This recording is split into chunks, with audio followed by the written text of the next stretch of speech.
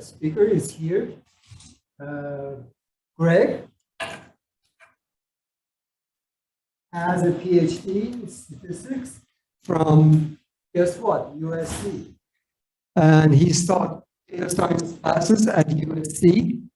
He has presented and published his research at several international conferences and proceedings.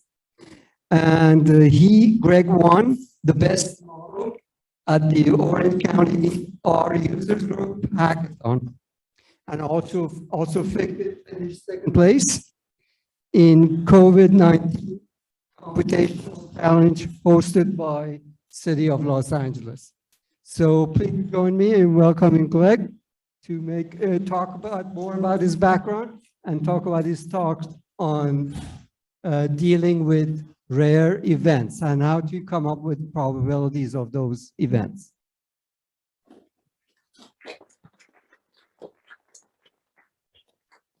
One note, save all your questions for the end. We'll have a lot of time allocated to question and answers. And I think Craig will be available also after his talk to answer any specific questions that you may have on your phone. Thank you. Craig, the floor is yours. Thanks so much for coming, everybody. I appreciate you sticking around for the last session here. So you can access my slides with that QR code right there. This will come up a lot throughout the presentation, so you'll have a lot of the chance if you don't get it now. So today I'm going to be talking about estimating the probabilities of rare events. So for example, like making a purchase from a click ad or diagnosing a rare disease or something like that. So first I'm gonna get into, and again, this QR code will keep coming up, so you'll have opportunities if you miss it. But first I'm going to talk about kind of some background information and some of the motivation for this kind of problem. Then we're going to discuss the proportional odds model, which you may or may not be previously familiar with, and how it can be used in some of these settings to improve your estimates of the probabilities of rare events. After that, I'm going to walk through some code kind of showing how you can estimate this model in R. And then after that, I'm going to get into a model called Presto that I developed with my advisor here at USC. And was accepted to the International Conference on Machine Learning this year. It's a new method for estimating rare class probabilities that kind of, it goes beyond the proportional odds model. And I probably won't have time, but if I have some extra time at the end, then I'll get into a data application showing how Presto can be applied for a diabetes diagnosis data set. Okay, so to begin with, for some motivation. Estimating the probabilities of rare events, or like you might think of this as classification in a class imbalance setting. This is just known to be a difficult problem. It's been a difficult problem for a long time. But unfortunately, we are often really interested in estimating the probabilities of rare events as accurately as we can. So for example, like when you think about a click ad, like it's probably extremely rare that anybody sees a click ad and then clicks on the ad and then actually follows through and makes a purchase in that same session. That's very rare, right? But if you're a buyer of click ads, like Amazon or something, you really want to estimate those probabilities as accurately as you can, because those ads are sold via auction. So if you know the probability that a given user is going to make a purchase from a given ad, you can like bid effectively for and profitably on the ad.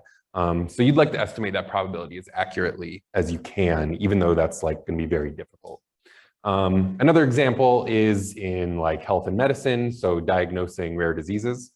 So, you know, a rare disease, it can be expensive to treat. There might be limited resources in, you know, only so many doctors that know how to treat this rare disease, or only so many machines available. And of course, it's really stressful to believe that you have a rare disease. So we want to avoid situations where somebody believes that they have a rare disease, but they are actually fine. We also, of course, want to avoid situation of underdiagnosis of rare diseases. This is another thing where even though there's a lot of class imbalance, we'd really like to estimate those probabilities as accurately as possible. So a lot of applications in a lot of possible domains. And so I'm going to talk a lot today about decision boundaries, which is something that you might be familiar with from classification. But just as a kind of a recap here, so this figure, and I've got the figure right, the credit right there. If you want to check out, this is a really useful textbook. But so we're in a binary classification setting here. And the classes, we've got observations, we've got two observed variables, this x2 on this axis here and x1 here. And every observation lies in either this orange class or this purple class. Those are the two classes we're trying to, classify between.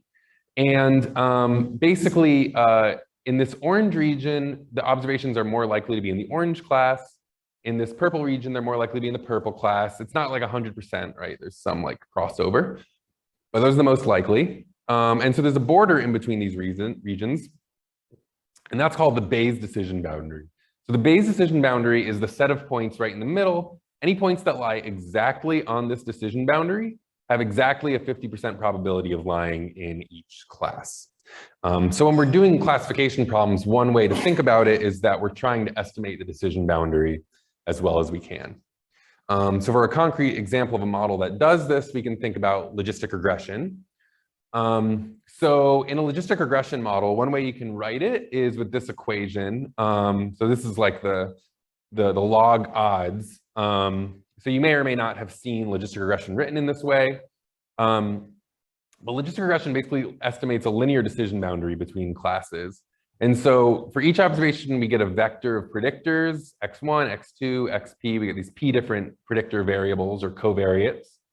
And in the logistic regression model, the way you can write it is that the log of the ratio of the probabilities, this odds, that an observation is in class 1, given its covariates, or in class 2, given its covariates, follows this linear equation. So we have an intercept or bias term, and then we have a coefficient for each of our variables. So this is the linear decision boundary that's learned by logistic regression. So when we plug in the true coefficients, this line, if you graph this will give you a line for the decision boundary, like we saw on the previous slide, except it's going to be a line. And so when we train a logistic regression model, we estimate these coefficients. And so one way to think about what we're doing in logistic regression is we're estimating this decision boundary. So here's kind of a concrete example where we have two variables again.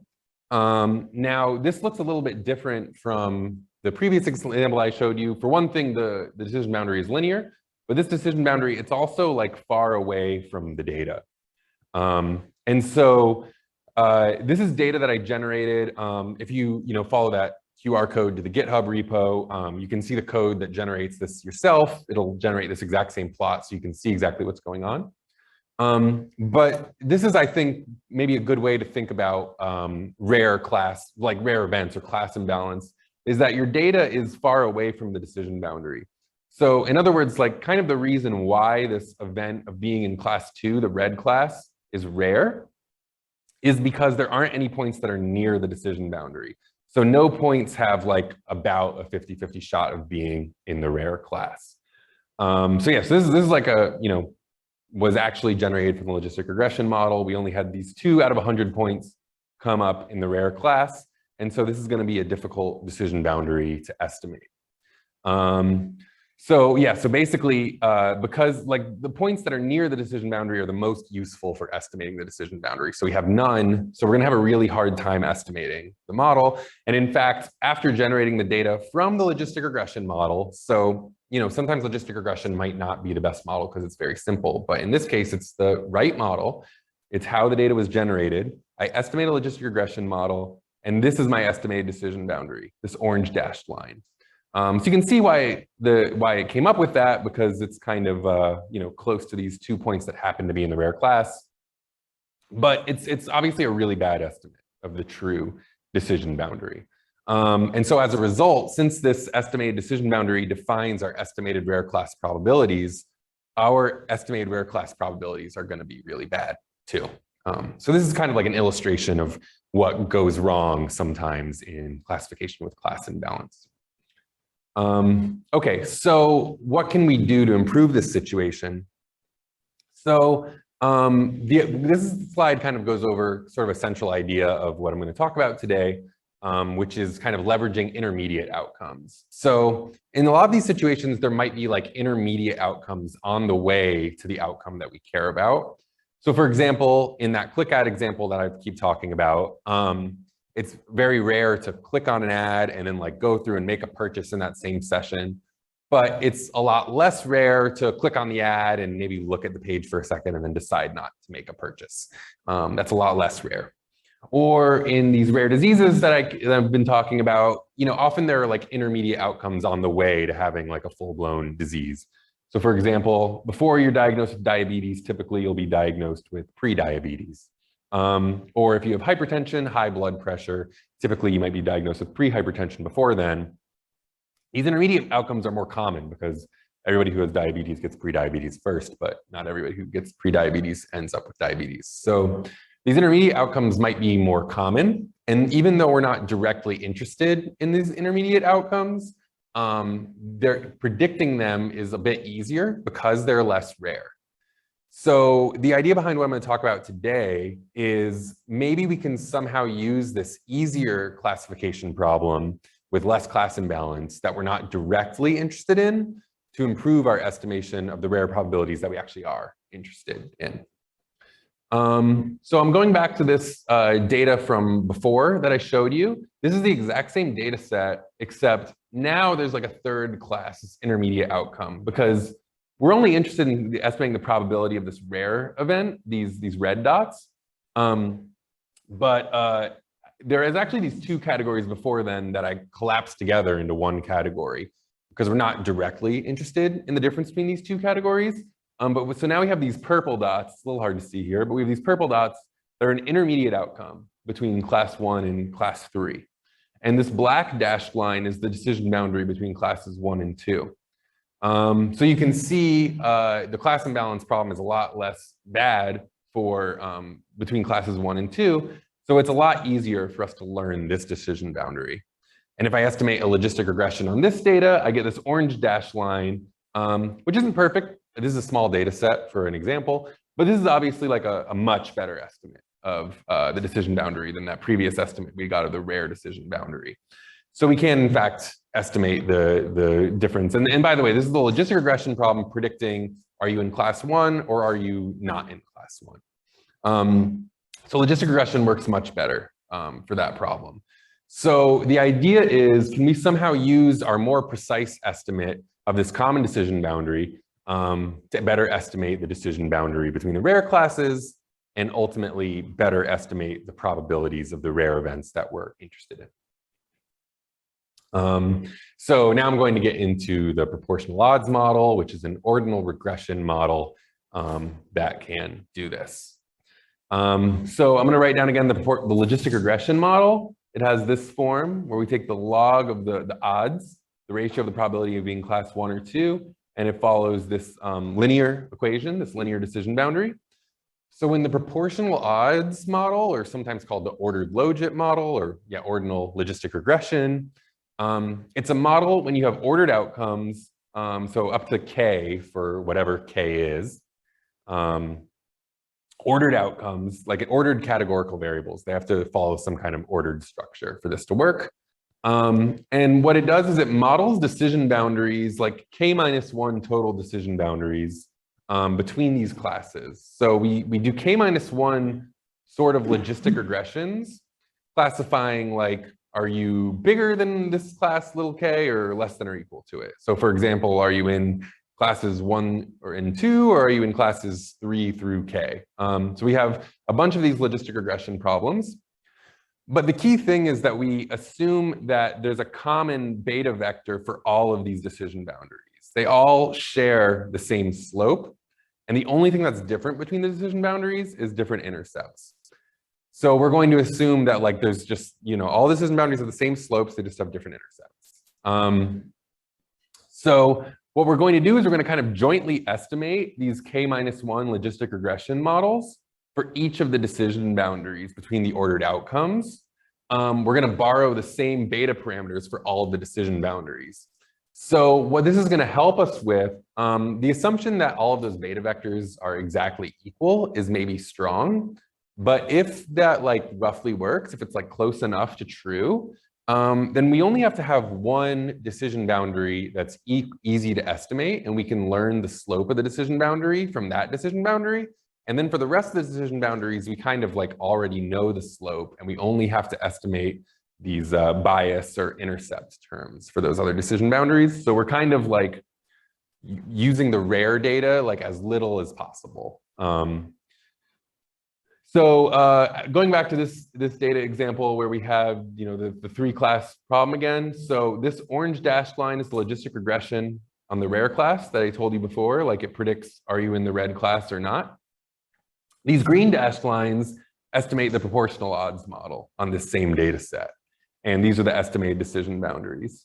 So we see that we seem to get the slope pretty accurately here. Because basically, again, this logistic regression problem was really easy. So the problem learns the beta vector from this really well. And then when it comes to this other rare class decision boundary, it already gets the slope for free from this easy problem. The only thing we have to estimate is the intercept.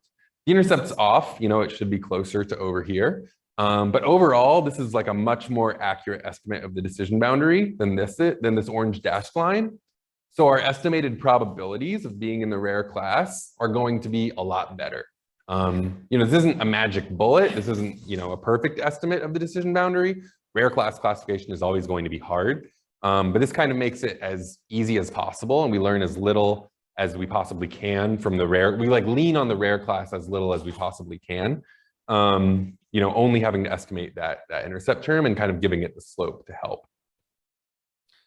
Okay, so now I'm going to walk through a concrete example of going through some code to train the proportional odds model.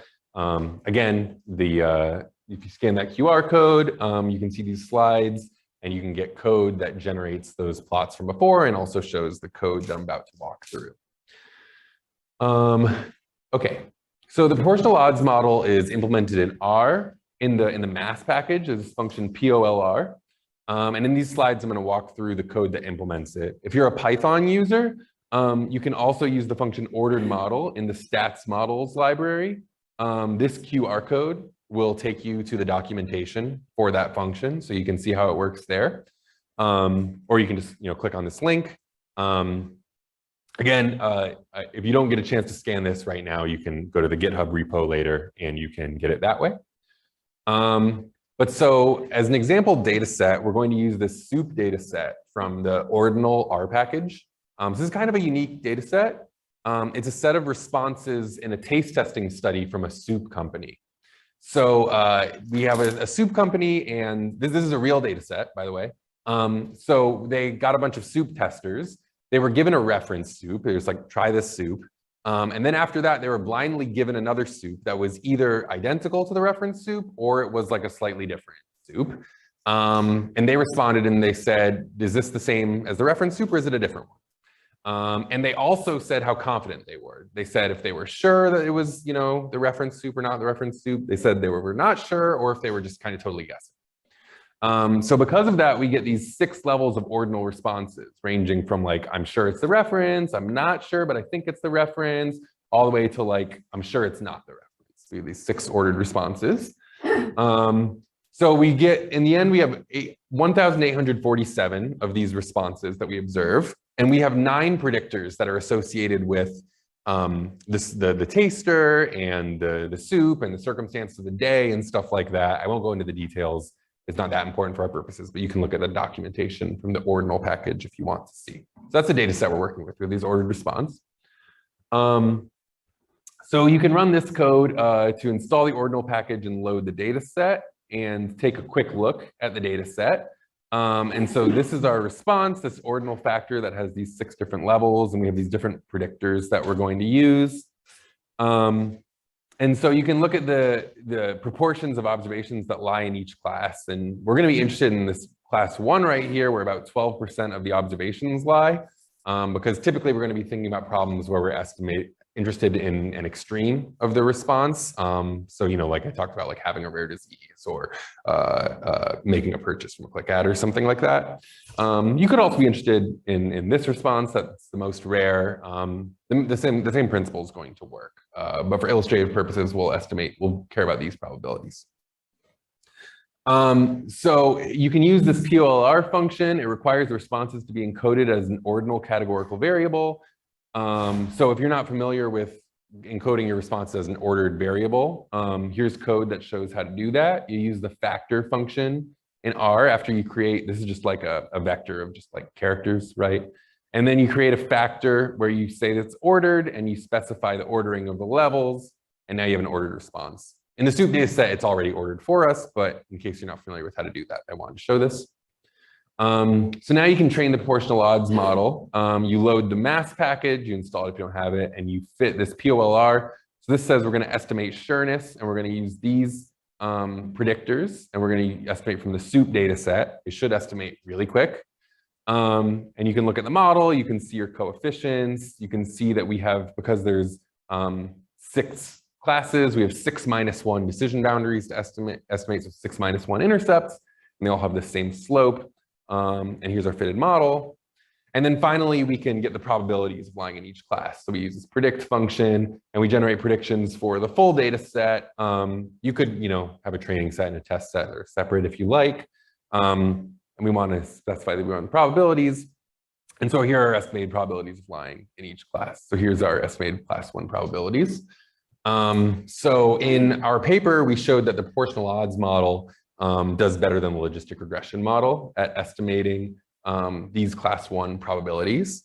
Although the model that we proposed, which is a new model, does even better. So we'll get to that next, actually. So to summarize what we've talked about so far, we've seen that estimating the probabilities of these rare events can be really important. Like if you're in trying to predict purchases, to bid on click ads, or you're diagnosing rare diseases or something like that. But binary classifiers have a tough time in this setting because of the class imbalance. So sometimes more common outcomes exist on an ordinal scale that are related to the rare outcome, even if we're not directly interested in them. And we can estimate those decision boundaries more easily because the class imbalance problem isn't as bad. So if the common decision boundary gives us some kind of information about the rare decision boundary, then we can use that easier to estimate decision boundary to improve our estimation of the rare decision boundary. So for the proportional odds model, we assume that the decision boundaries have the exact same slope, which again, even if it's not exactly true, maybe it's close enough to true. So this ultimately gives better estimates of rare event probabilities in a lot of cases. So this is useful, and as probably a lot of you are familiar with from working with data, a lot of times even an oversimplified model like linear regression or something can be hard to beat. So this isn't something to overlook. If you're in a rare class problem, you might want to think about just using this problem. But what I'm going to talk about today is going beyond the proportional odds model into a new kind of model. So this model is called Presto. And yeah, my advisor, Professor Jacob Bien at USC, and I developed this. And I'm going to kind of get into how this works. So again, the proportional odds model assumes that the beta vector for each decision boundary is identical, but this is a rigid assumption. So one thing we might want to know about is what if individual features have different influences on the decision boundary at different levels? So like in that online marketing click ad example that I keep talking about, it could be that like you've probably seen an ad before, like maybe for like a mobile game, for example, where the ad makes it look really fun. And then it turns out that the game is actually nothing like that. Sometimes there are like ads that like trick you into clicking on the ad, but then you get to the page and you realize you don't actually care. So it could be that there are features of the ad that make you more likely to click on the ad, but don't actually predict your probability of purchasing the ad. So that's one example of where the proportional odds model might not be so good. Another example is thinking about like education. So like if you're gonna you're thinking about like maybe applying to a graduate degree versus applying to an undergraduate degree. And when you're making that decision, so that's like an ordered outcome, right? You might have different factors. Like if you have your bachelor's degree, maybe your alternative to continuing education and getting another degree, maybe that's less appealing because you already have your bachelor's and you can already get a good job. Like that's different from when you were deciding like, oh, I want to go from high school to college. So different factors might have different influences on your ordinal scale. So because of that, the decision boundaries might not be parallel. And so we want these more common decision boundaries to kind of like help us estimate the rare decision boundaries, but maybe we don't want to assume that these slopes of these decision boundaries are all exactly equal. Maybe we want to relax that assumption. So that's what Presto can do. So the proportional odds model, we can write it again like this. This is the same equation I showed you before. We have these k-1 logistic regression problems that are linked because the beta coefficients, the slopes of the decision boundaries are all equal, and we learn these different intercepts. So I'm going to talk about the proportional odds loss function, and then I'm going to show you the Presto loss function that kind of defines it. So the proportional odds, you usually use this loss function, which is sometimes called like cross entropy. So basically, you add up over all your terms.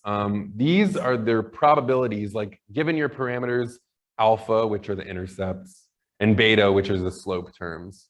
Those define estimated probabilities for each of your data points. And so for each of your data points, you get an estimated probability. And you, specifically an estimated probability that the observed data point matches like its actual observed outcome. So like, so the first observation was in class 3. What's the probability that that outcome was in class 3 and so on? That's what all these probabilities are. So we take the natural log of those probabilities and we put a minus sign in front of them and we add them all up. And this is called the cross entropy loss. So this is actually the loss function for logistic regression. When we have 2 classes, you can write it this way. And this is also like a typical loss function for multi-class classification in general. Yeah. Yeah, so it's also called like a maximum likelihood, basically, because this negative log term gets smaller, the bigger this probability is. So basically, like the larger the probability of your observed data point being in the class that it was actually in, the smaller this loss function gets. So it's like a maximum likelihood loss function. Okay, so this is the proportional odds loss function. So the Presto loss function, what this does is we're going to have a different beta vector for each of the k-1 decision boundaries. So we're going to get a different beta vector. So the probabilities of lying in each class are going to depend on your different intercept terms, but also our separate beta vectors. But we're going to put a penalty on these different beta vectors. So we have this new penalty term right here that isn't in the proportional odds model with a tuning parameter that we're going to have to estimate. So this penalty term here puts an L1 or lasso penalty on the absolute value of these differences between these parameters. So what this term is right here is we have all of our coefficients in the slopes. So, and basically for the same feature, J, we want to make the parameter for the same feature at adjacent decision boundaries close to each other. So this penalty term, we want to be as small as possible because we're trying to minimize the loss. This penalty term equals 0 if the parameter corresponding to feature J is equal in decision boundary K and the decision boundary that came before it. So like if we have the proportional odds model where all of the decision boundaries have the same slope, all of these terms would equal exactly 0. So we're going to encourage these decision boundaries to be parallel, but we are going to allow the learned parameters to be different if it's worth overcoming this penalty term, overruling it. So yes, this is called an L1 or lasso penalty on the absolute values. It encourages these coefficients to be close together. the coefficients or the parameters for the adjacent decision boundaries to be similar. And if they're all zero, we're at the proportional odds model. So the decision boundaries with abundant data will still kind of like influence the adjacent decision boundaries because they're encouraged to be similar, but it can be overruled if like the improvement in the predictive performance is worth the penalty, basically. And we're going to choose this tuning parameter lambda by cross-validation, just like you do like in the lasso or something. And also, I haven't talked about this term yet, but we're going to directly penalize the terms in the very first decision boundary. We're going to regularize them with an L1 or lasso penalty. So this is just going to provide some just general regularization that's going to overall stabilize the estimation of the model. So this penalty is sometimes called like a fused lasso penalty or a fusion penalty. So you might be familiar with the fused lasso from this 2005 paper, which places an L1 penalty on the differences between coefficients like this. So yeah, so this slide kind of like sums it up, but we're going to relax the proportional odds model, but penalize towards it. So in other words, the key idea is that Presto is going to learn from the data which parts of the common decision boundaries can be used to inform the estimation of the rare decision boundaries without having this rigid proportional odds assumption. So there's a lot more details on Presto. I don't think I'm going to have time to get into a lot of the details today. But you can read our paper at this link or scan this QR code. And this QR code, which goes to this link, which has the code for the paper that implements Presto and generates the plots from the paper and stuff like that. I tried to make these far apart so you can scan the QR code separately. Again, you can get the QR codes from the slides later, or the links from the slides later as well, if you miss it now. So to kind of sum up what we've talked about so far, so we know binary classifiers struggle to estimate rare probabilities because of the class imbalance problem. If there are ordinal outcomes, ordered outcomes, a decision boundary with abundant data nearby can be used to improve the estimation of the rare decision boundary, which therefore improves our estimation of the rare class probabilities. The proportional odds model allows us to do this, but it imposes this rigid exact equality of the slopes between the terms. So the Presto model relaxes this assumption, allows these vectors to differ, but penalizing the differences. And so we can learn from these abundant decision boundaries where there's a lot of points nearby, but still have different decision boundaries between different classes. So from here, I have a data application showing how this model was used on a diabetes data set. But before I get into that, I think I have a little bit of time, 10 minutes. Okay, so for now, are there any questions about anything so far before I keep going?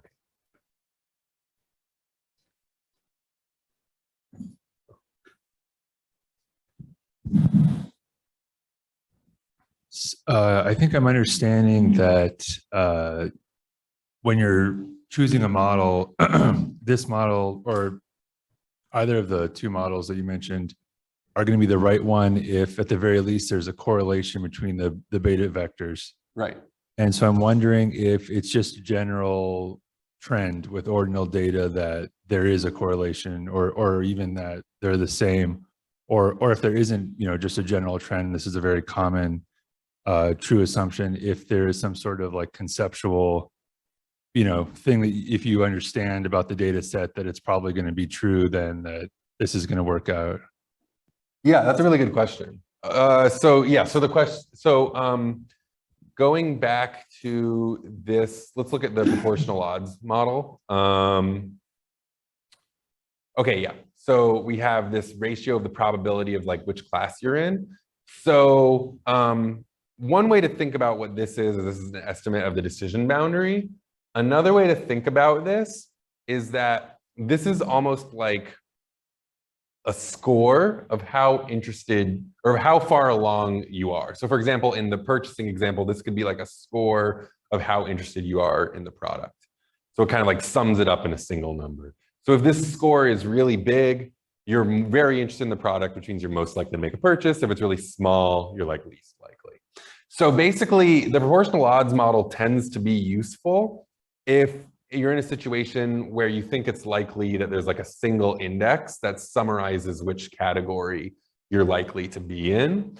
So if you have ordered responses, if they're naturally on an ordered scale, that like kind of makes sense probably, right? It might be a little bit oversimplified, but like maybe that's like a decent model. So that's kind of why this has been a popular model. So yeah, so when you think about it in that interpretation, it kind of makes sense. But I agree with you in general, you might think it's like a little bit of a, you'd be really lucky if the slopes are like exactly parallel.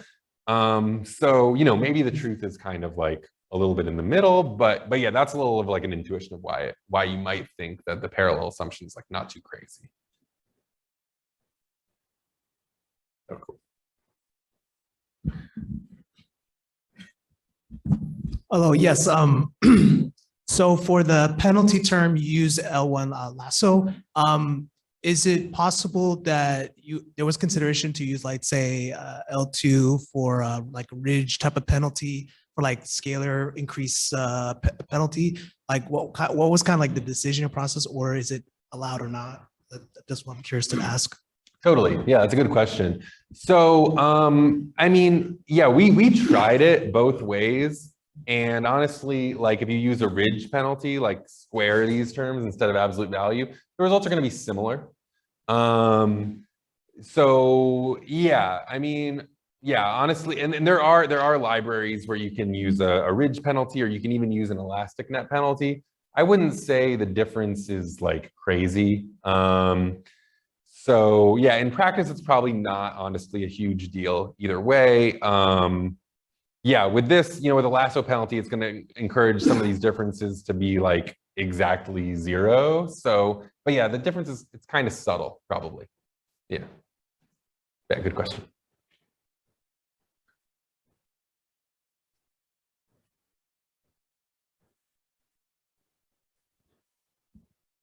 What are your thoughts on using Monte Carlo simulation for these kinds of rare events problems? What do you mean exactly? Like upsampling your rare event or downsampling the common event? That's a good question. Yeah. Okay. So like there's techniques like SMOTE where you like upsample the rare event or downsample the common event. So you know, so SMOTE's a popular technique. Sometimes it works well. Some people don't like it. I would argue that if this is your situation, where you have, well, I'll go back to the figure where it's less busy. But yeah, if this is your situation where basically all of your data points are far away from the rare decision boundary, I think in this situation, you would expect that upsampling the rare events shouldn't actually really help that much, because even if you upsample these rare events, you're never going to get points that are like near the rare decision boundary. And so I think it depends on whether you believe that this is what's going on, or if you believe that there are some events that are near the rare decision boundary. So obviously that's like hard to tell. But like one example of where I would say you're something like this is like an online marketing setting. So like if you're Facebook, for example, the way they store their data is, or like a lot of these companies store their data. I've never worked at Meta or anything, but the way a lot of these companies store their data is like it's binned. So you're like in an age bucket of like I showed before, or something like that. And so it could be that there's like literally like no subcategory where they've got like a near a 50% chance of making a purchase from a click ad. That's probably true, right? So if you're in a setting like that, that's where this model of like bounded support of your data and like bounded away from the decision boundary, I think is probably a pretty good model. And I think that explains why even if you're like Facebook or Google and you have like tens or hundreds of billions of data points, you're still going to have a hard time estimating these probabilities because there's just no data near the decision boundary. And I don't think that upsampling is going to help you. But if you're in a situation where there are, in fact, like a few, you know, lucky observations that are close to the decision boundary, then upsampling might be really useful. So it kind of depends on which situation you think you're in.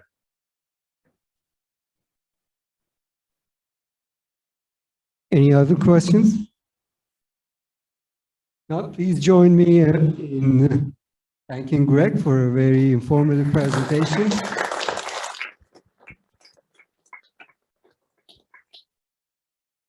As well as thanking Harry, my co-host, and all the volunteers that you see in yellow shirts all over the place, and all the team that put together this great event. DataCon LA, starting with Subhash and Dimas and Lorenzo, the crew, they really did a great job. I learned. And I'm sure Greg will be available after this for a little while at least, right? Yeah. If you have specific questions regarding your specific problem, you can chat with him and get some feedback. And I think next is the networking party, right? At 4 downstairs at the same place that we probably lunches. And I hope that you had a good time, and hopefully we'll see you, if not there, at the networking session, hopefully next year. Thank you very much. And again, we apologize for the second session, but you can have the full presentation recorded and uploaded. You can have it there. Okay? Enjoy the rest of it. Thank you.